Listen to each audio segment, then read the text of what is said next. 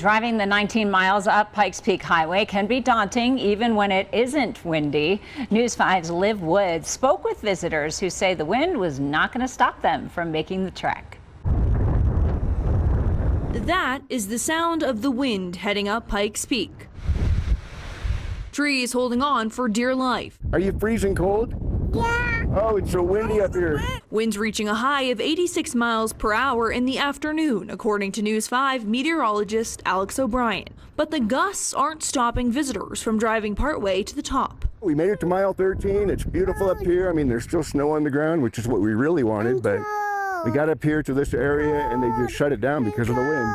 If winds go higher than 40 to 45 miles per hour, that's when the cones go up at mile 13.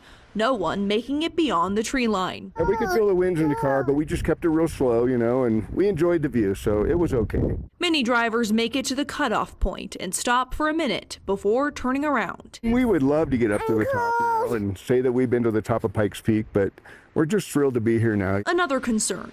Winds can create suction on car windows, causing them to shatter.